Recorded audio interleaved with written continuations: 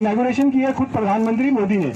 तो world economic forum के control में भारत के प्रधानमंत्री काम कर रहे हैं, ये जान लीजिए।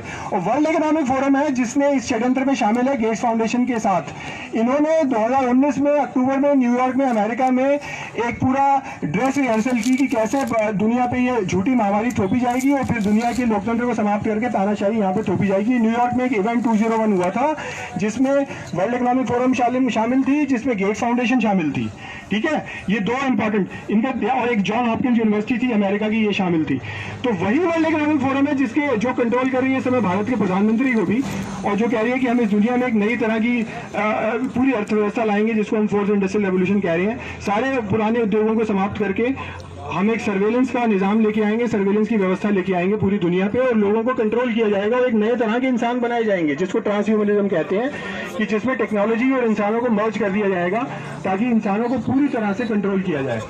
तो ये काम चल रहा है भारत का, और इसी को ये ग्रेट रीसेट कह रहे हैं वर्ल्ड इकोनॉमिक फोरम वाले, इसी को ये न्यू वर्ल्ड ऑर्डर भी कहा जाता है, इसी को न्यू नॉर्मल कहा जाता है। तो वर्ल्ड इकोनॉमिक फोरम का संयुक्त राष्ट्र पे भी कब्जा हो चुका है, यूनाइटेड नेशंस में भी कब्जा हो चुका है, और ये एक वैश्विक नई व्यवस्था है जो पूरी दुनिया पे लाई जा रही है।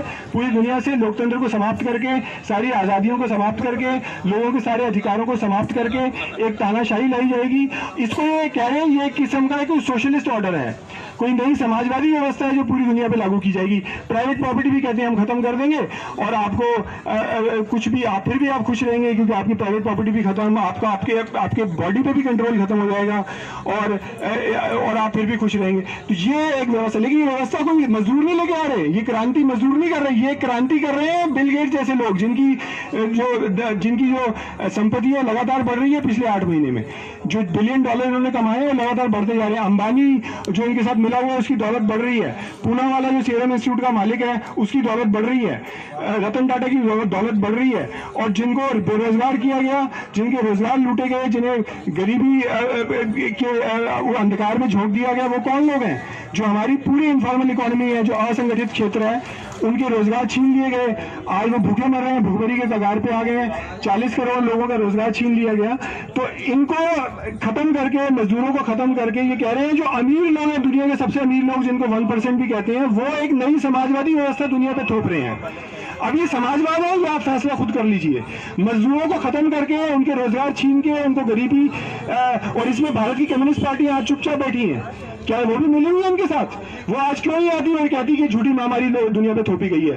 कम्युनिस्ट पार्टी ऑफ इंडिया जो है, ये कम्युनिस्ट पार्टी ऑफ मार्क्सिस्ट है, ये communist party of Marxist Leninist है, ये क्यों नहीं आगे आते? क्योंकि मजदूरों को वो झोंक दिया उन्होंने अंधकार में। और तो ये क्या बिल गेट्स इस दुनिया में समाजवाद लेके आएगा? आप कुछ पूंजीवादी इस दुनिया में समाजवाद लेके आएंगे जिनकी दौलत बढ़ती जा रही है पिछले 8 महीने में, या वो जो भूखे मर रहे हैं? कौन लेके आएगा समाजवाद? ये फैसला आप खुद कीजिए। तो ये पूरे भारत के राजनीतिक दल इस षड्यंत्र में शामिल है। भाजपा इसमें शामिल है, आरएसएस इसमें शामिल है।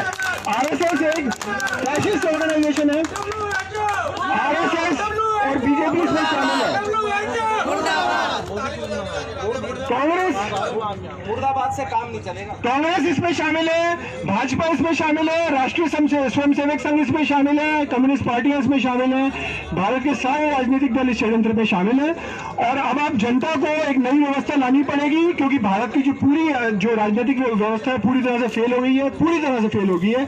ये सारे बिल गेट्स के जैसे लोगों के साथ मिले हुए हैं, और ये जनता के खिलाफ एक